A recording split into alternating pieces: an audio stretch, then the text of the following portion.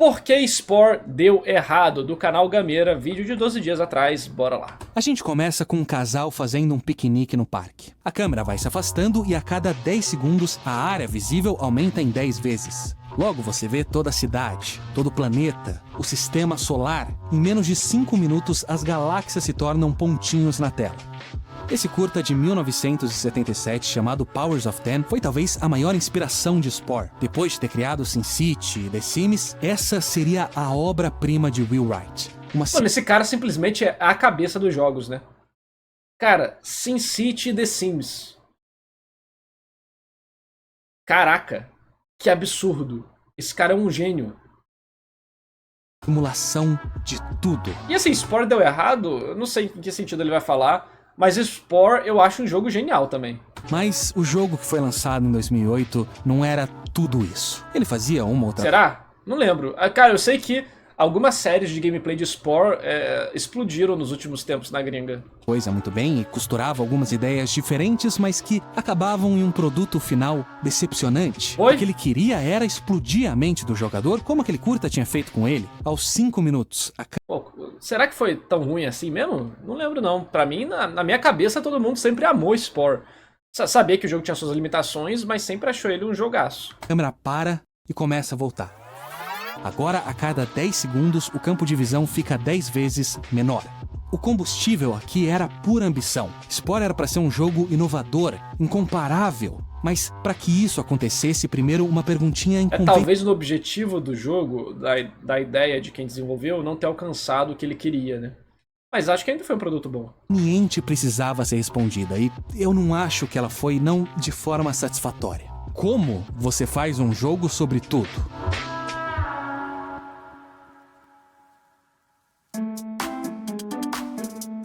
Em uma das primeiras versões de Spore, você era um escultor de galáxias. Em outra, você agia como a força da natureza, selecionando os indivíduos com as características que você considerasse vantajosas e observando a espécie evoluir a partir daí. O objetivo era experimentar. A ideia de SimCity veio quando Will Wright criava os mapas para um jogo de helicóptero, até que ele percebeu que ele estava se divertindo muito mais criando os mapas que destruindo eles. The Sims, inicialmente, era muito mais focado na parte de arquitetura. Foi só durante o desenvolvimento que ele percebeu que as pessoas se interessavam tanto quanto, se não até mais, na parte social do jogo. Então, dessa vez, o plano era experimentar logo no começo, para entender o que funcionava e o que não funcionava. E o que eles descobriram era que nada daquilo estava funcionando. O problema era que existia uma desconexão entre criador e criação. Por mais sofisticados que esses protótipos fossem, eles pareciam mais ferramentas que um jogo. E se você pudesse simular todo um universo e popular ele com a mais variada vida? E daí, com o que o jogador ia se conectar? O que eles aprenderam em The Sims era que as pessoas não queriam só construir as casas, elas queriam viver ali dentro. Eles precisavam de um ponto de vista. Foi decidido então que Spore não seria um jogo exatamente sobre tudo, mas sobre a evolução, da perspectiva de uma espécie. Em vez de ferramentas soltas, o jogo... Eu acho a ideia genial ainda. Contaria uma história, onde o jogador começaria como um organismo celular e evoluiria até conquistar as estrelas. Spore tinha agora um protagonista.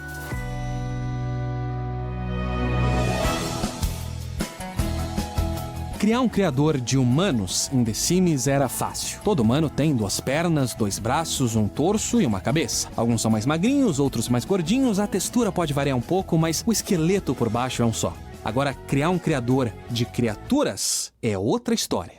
Ele precisava ser flexível e te deixar ser o mais criativo possível, mas ao mesmo tempo ele tinha que ser previsível. Afinal de contas, você não vai só ficar olhando para sua criação, ela precisa funcionar com as mecânicas no resto do jogo. E tudo isso sem deixar de ser acessível. Uma solução seria permitir que o jogador mexesse em cada pontinho que compõe a malha 3D da criatura, mas esse era um videogame, não um software de modelagem 3D. Eles precisavam pensar fora da caixa. A edição do Gameira é muito boa, né? E foi fora da caixa que eles encontraram uma bola, a Metaball. Esse era um tipo de modelo 3D diferente. Em vez de uma malha, a sua forma é definida através de uma função matemática, o que dá para ela uma característica peculiar. Quando 2 Metaballs se aproximam, as suas funções são somadas e elas se unem em uma única forma. Então, se você pensar em cada bola como uma seção na coluna de um animal, você acaba com uma ferramenta muito robusta, mas ainda assim fácil de usar, é um Lego com bolas para criar pelo menos o torso, a forma geral da criatura. Agora, para as outras partes que precisavam de um formato ou animação específica ou que iam interagir com o mundo, aí eles decidiram ir pelo caminho mais tradicional de modelos feito à mão. E desde que o jogador tivesse uma boa variedade dessas peças à disposição, ele ainda iria conseguir criar quase tudo o que ele quisesse sem quebrar o jogo. O criador de criaturas de Spore é o seu grande trunfo. Ele faz exatamente aquilo que eles queriam e muito mais. Mas essa era uma bela fundação. Agora... dá pra fazer o Spore... Eu já ouvi... Existe Spore 2? Eu já ouvi falar. Spore 2. Não sei se eram pessoas falando... Tô no hype pra Spore 2. Será que eu vi alguma coisa disso? Mais ou menos sim. Nós estamos trabalhando em algo similar a Spore, mas muito mais avançado e menos caricatural. Talvez seja isso. Mas, cara, se lançasse um jogo desse hoje em dia, com as capacidades de hoje em dia, ainda mais se usasse elementos de IA, só que de forma competente e sem as polêmicas que estão envolvidas, né? Mas para processamento de elementos que ajudassem a criar um ambiente mais real, ia ser doido, né? Ia ser um jogaço. Agora era a vez de pensar no resto do jogo. Você ia criar sua criatura e depois ia fazer o que com ela? Qual é o gameplay que funciona tanto para um único organismo celular quanto para uma civilização? Tem que pedir pro cara aí, pro gênio aí do Spore, para ele ver, primeiro, Fumetsu no Anatae, que é literalmente a vida de um bicho que vai... de uma entidade que vai ficando mais complexa em relação a vida, organismo e tal. E também ele tem que assistir esses animes existenciais, né? Tá aí, o cara vai ter a ideia. Civilização inteira, que tipo de jogo passa aquela mesma sensação tão poderosa do filme Powers of Ten? Efeito Mandela, também já ouvi literalmente sobre Spore 2. Aí, ó. Estamos na dimensão do Mandela. A resposta é nenhum. Ele falou aqui? Civilização inteira, que tipo de jogo passa aquela mesma sensação tão poderosa do filme Powers of Ten? A resposta é nenhum. A partir daqui, Will Wright e o seu time tiveram que solucionar alguns problemas muito complicados de game design. E talvez, ao assistir esse vídeo, uma chama se acenda dentro de você. Se esse for o seu caso, bom, faça você mesmo. Aprenda a criar os seus próprios jogos com os cursos de game design da patrocinadora. Eu já falei, Bach, por que você não patrocina, Bach? Além de eu falar sobre narrativa, você ter cursos sobre coisas do tipo, agora eu sou dono de uma publisher de jogos. Você quer alguém melhor do que o dono de uma publisher de jogos para fazer propaganda do curso de desenvolvimento de jogos? Cada profissional ainda os podem de desconto. Então, ó, entre em contato. Nenhum único gênero era o suficiente para Spore. Então, eles decidiram dividir a história da evolução da sua espécie em 5 estágios e basear cada um deles em um jogo diferente. O estágio da célula seria tipo um Pac-Man, o estágio da criatura, tipo um Diablo. O estágio tribal era baseado no jogo Populous, o de civilização em Civilization e o espacial em Masters of Orion. E no papel, essa decisão até que faz sentido. Ela inclusive combina tematicamente com as mudanças radicais de cenário do filme Powers of Ten. Mas na prática, ela resultou em um jogo que faz muita coisa, mas nada muito bem. Porque desenvolver... Esse é o maior problema mesmo, né? Não ter um foco definido nesse quesito. Talvez tenha faltado um link entre essas coisas, né? Um videogame decente já é um desafio. Desenvolver 5 ao mesmo tempo é palhaçada. Eles tiveram que formar times semi-independentes, todos trabalhando no mesmo jogo e ao mesmo tempo em jogos completamente diferentes. O mesmo problema agora tinha 5 soluções diferentes, mas necessárias. Por exemplo, como deve ser o terreno de um planeta. Bom, para um jogo de ação em terceira pessoa, ele precisa ser detalhado, oferecer obstáculos interessantes para o jogador atravessar. Mas alguns minutos depois, aquele mesmo planeta vai ser o cenário de um jogo de... O foda de você não aproveitar tanto tempo em cada estágio assim, né? Porque, pô...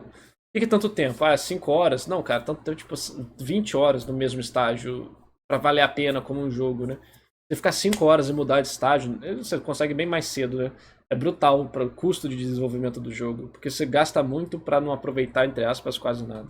Estratégia em tempo real. Agora o planeta precisa ser simples, legível. Uma distância muito maior tem que ser carregada ao mesmo tempo. Em vez de uma criatura, o jogador vai controlar um grupo de unidades. Cada estágio precisava de tecnologias diferentes. A câmera, o controle, a IA. Uma das maiores críticas de Spore é que ele é um jogo raso, que os seus estágios não passam de cópias limitadas de jogos muito melhores. Aí aí que vem o negócio, né? Ele teria que ter uma linha guia, um negócio diferencial que tornava tudo isso divertido dentro, mesmo sendo raso, você entendia que isso eram pilares de uma outra experiência mais importante. Aí o importante é você, né, ter exatamente isso que ligava tudo. Tipo, não é tão complicado quanto o Civilization, blá, blá, mas é especial. A gente aproveita esse resto, essas outras características, né? Mas acontece que ele é raso por design, porque Spore era diferente da maioria dos jogos. Outros jogos seguiam o mesmo tom. Um shooter começa como um shooter e termina como um shooter. Se você gosta de um shooter, você vai se divertir do começo ao fim. Mas Spore combinava 5 gêneros diferentes no mesmo pacote. Por um lado, isso poderia, teoricamente, aumentar o seu público-alvo em 5 vezes. Mas, por outro, não acontece esse era o cenário mais... Teoricamente, isso não acontece também não, pô. Porque... você tem um jogo que ele vamos dizer que ele é de puzzle e de corrida. Você até pode trazer pessoas que gostam de puzzle e de corrida, mas você rejeita todas as pessoas que não gostam de puzzle e não gostam de corrida. E muitas pessoas que gostam de puzzle não vão gostar de corrida. Muitas pessoas que gostam de corrida não vão gostar de puzzle, porque são ritmos muito diferentes normalmente, né? Aí você vai ter um foco hiper nichado. Então quanto mais gêneros você mistura, mais complicado fica de administrar tudo. Claro, tem algumas combinações que funcionam melhor do que outras, mas... juntar um monte de gênero gera mais públicos que rejeitam aquilo do que públicos que gostam daquilo.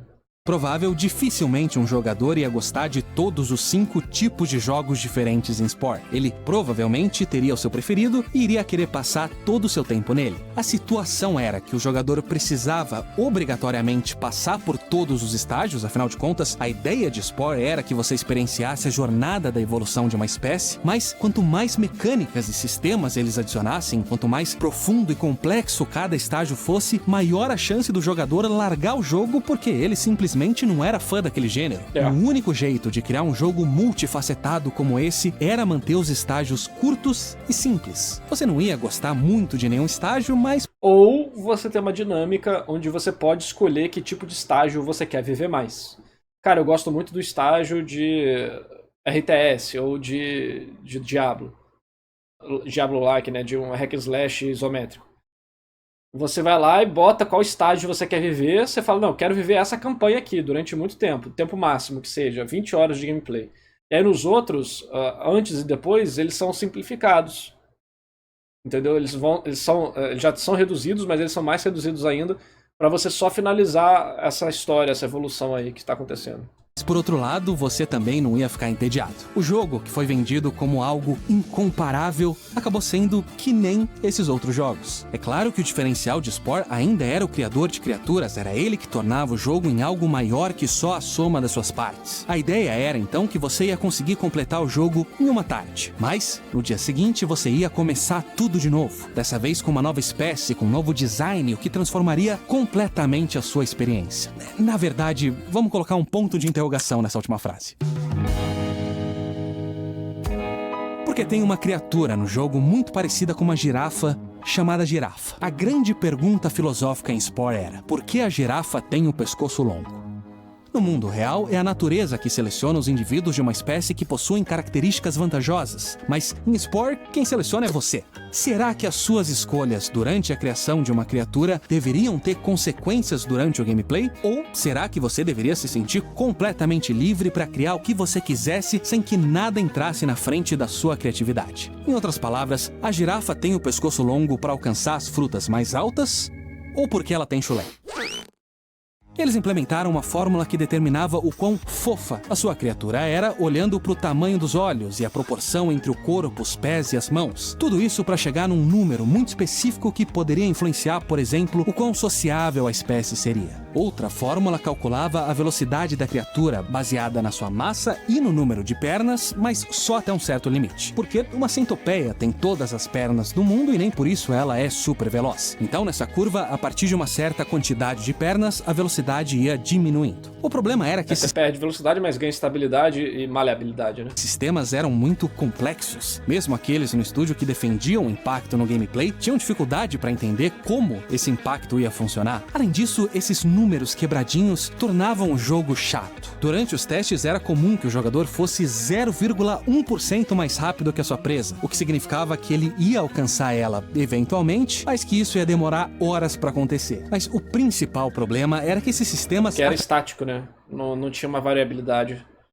Não tinha habilidades que pudessem compensar esse tipo de coisa, né? Um salto, um dash, um burst. acabavam sim sendo um grande obstáculo para a criatividade do jogador. De repente, Spore se tornava um jogo onde você podia criar qualquer criatura, mas que te incentivava a seguir alguns designs mais eficazes, onde existiriam certas criaturas netas que seriam claramente melhores que as outras. Então, eles decidiram que, acima de tudo, a imaginação do jogador deveria guiar o design da criatura. Ainda existem algumas consequências no gameplay, mas elas foram drasticamente minimizadas. A girafa consegue alcançar algumas frutas levemente mais altas, mas o que não falta no jogo é moita que dá fruta. Os stats também foram simplificados e se restringem ao nível da peça, da perna, o braço que a criatura possui e não é mais calculado olhando para ela como um todo. E com o passar dos estágios, eles deixam de importar, o que tira um pouco da graça de ficar recomeçando com um design diferente quando o design é na maior parte cosmético. E também isso se depois não acaba influenciando nas formas que a civilização evolui e tal, é realmente uma proposta muito ambiciosa. Mas não quer dizer que eu achava o jogo divertido, mesmo assim. Contribui mais ainda para aquela impressão de que Spore é um jogo raso. E ainda assim, é difícil discordar dessa decisão, porque apesar de todas as suas falhas, a magia do jogo era essa liberdade que você tinha para criar as criaturas mais malucas e sem sentido que você quisesse criar. O Will Wright uma vez disse que ele vê suas criações menos como jogos e mais como brinquedos. Na época de SimCity, muitas empresas recusaram publicar o jogo porque elas não entendiam como aquilo era um videogame, como você vence em SimCity. Mas Spore acabou sendo diferente nesse sentido. Durante a criação de criatura, ele te deixava muito livre, mas o resto do jogo era super estruturado. Em cada estágio você tinha um objetivo claro e um caminho bem direto para alcançar esse objetivo. A ideia de fazer um jogo sobre tudo, de uma célula às galáxias, era inspiradora, mas talvez a insistência nessa ideia tenha limitado seu potencial. Copiar 5 gêneros diferentes pode ter sido a melhor resposta para aquela pergunta, mas talvez eles pudessem mudar a pergunta, mudar o escopo do jogo, focar naquilo que tornava ele especial, porque apesar de tudo, ele ainda é especial. Will Wright e o seu time tentaram criar algo diferente, inovador, ambicioso, e eles conseguiram. Ele só tá longe de ser perfeito. Spore pega emprestado várias coisas... Eu tô ligado que tinha habilidades, mas eu tô falando que elas não funcionavam naquele teste que ele tá falando. O bicho é 0,1% mais rápido que você, ele vai te alcançar.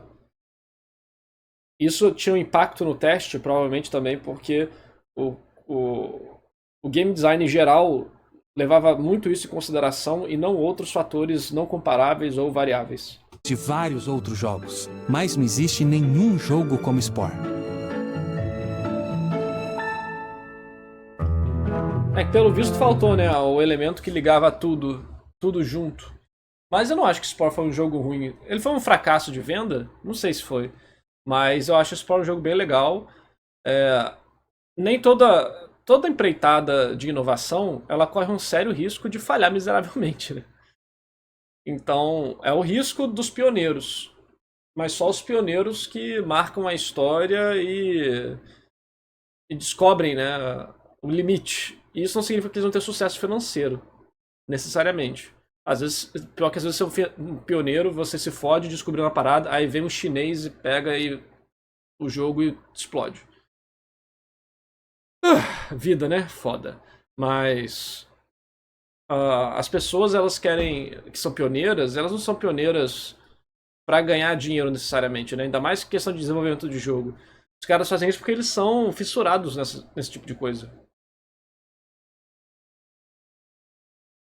Acho que foi meio termo, mas sofreu muito com pirataria. O pessoal não comprou tanto o jogo quanto pirateava. O Spore é da EA...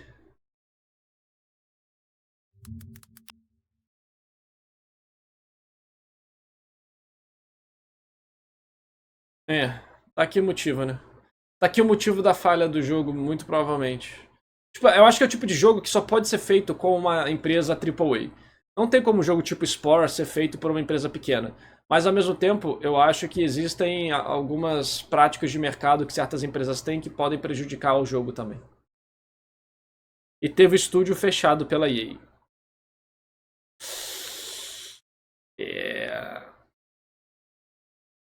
Comprar o jogo também só te deixa baixar ele umas 3 vezes, pô. O negócio, mano.